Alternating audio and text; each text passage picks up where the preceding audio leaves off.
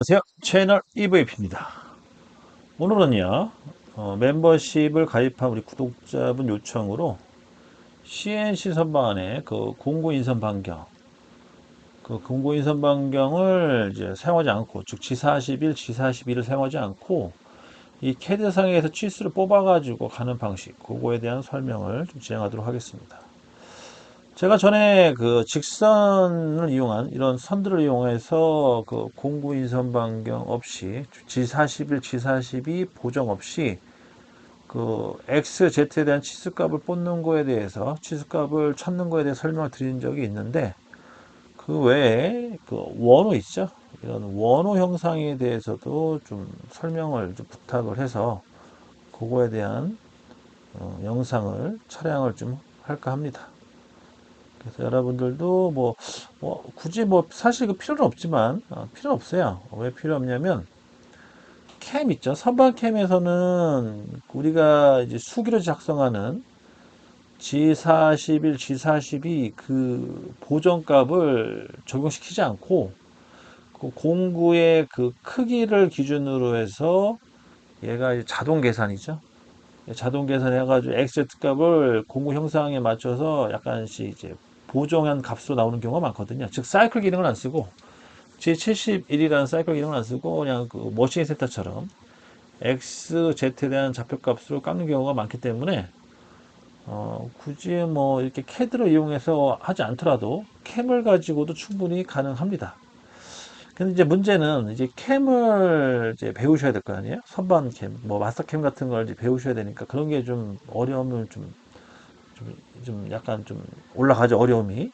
그래서 그런 게 이제 부담스러워서 그냥 기존에 있는 이런 캐드 이런 걸 이제 이용해 가지고 아까 전에 얘기했던 그 보정 없이 G41, G40이라는 보정 없이 하는 방법 그거를 이제 알고 싶은 거죠. 그거에 대한 설명을 이제 드리도록 할게요. 우선 도면이 하나 필요해서 요걸 가지고 한번 설명을 해보도록 할게요. 뭐 안 되는 거 아니에요. 안 되는 거 아니고 뭐 좀 약간 복잡할 수 있지만 불가능하진 않다.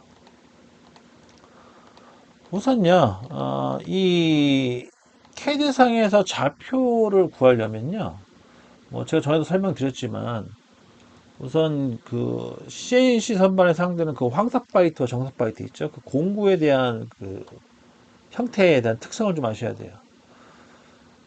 일반적으로 책 같은 데 보게 되면 공구가 이런 식으로 이제 묘사가 되어 있거든요. 이게 팁, 여기 팁으로 되어 있고요. 형상이. 그 다음에 이제 여기 홀더. 그래서 이렇게 이제 묘사를 해서 이제 교육 자료로 많이 활용을 하죠. 그래서 이제 초보자분들도 이제 이런 거를 보다 보면, 공구가 이렇게 생겼나 보다라고 이제 오해를 하는 경우가 있는데, 실제로 공구는 이렇게 안 생겼습니다. 그죠? 공구는 여기 앞에 끝이 뾰족하지가 않아요. 여기에 이제 뭐가 있냐? 공구 인선 반경이라고 해가지고 R이 들어가 있는데 R은 이제 뭐 여러 가지가 있어요. 사이즈는. 근데 규격으로 따지면 0.8, 0.4를 많이 써요. 그 이하 그 이상도 있는 걸 제가 알고 있는데 저도 뭐 그 이상 그 이하를 쓴 적은 없어요. 그냥 0.8, 0.4를 주로 썼기 때문에. 하여튼간 종류는 여러 가지가 있다. 크기의 종류. 그래서 그 중에 하나 선택을 해야 되는데 주로 우리 정상을 0.4를 많이 쓰거든요. 여기다가 이제 0.4 필렛을 줘야 돼요. 실제로 공구는 이렇게 생겼다는 거죠. 그럼 이렇게 생긴 공구를 가지고 이제 세팅이라는 거를 진행을 합니다. 세팅을 진행하는데 이제 여기서부터 이제 문제가 생기는 거예요. 어떤 문제가 생기냐? 자, 여러분들이 뭐 C 선반 또는 범용 선반을 달아보셔서 아시겠지만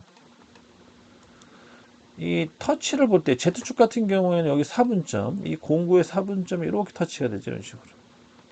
이렇게 터치가 되고요. 그 다음에 X축 같은 경우에는 이 공구의 요 6시 방향이 되겠죠. 6시 방향의 요 사분점이 여기 닿는 거죠. 이런 식으로. 이렇게 답니다. 세팅이 이렇게 되는 거예요. 실질적으로 Z축은 여기가 닿고요. 그다음 X축은 여기가 닿아요. 이런 차이가 있는 거죠.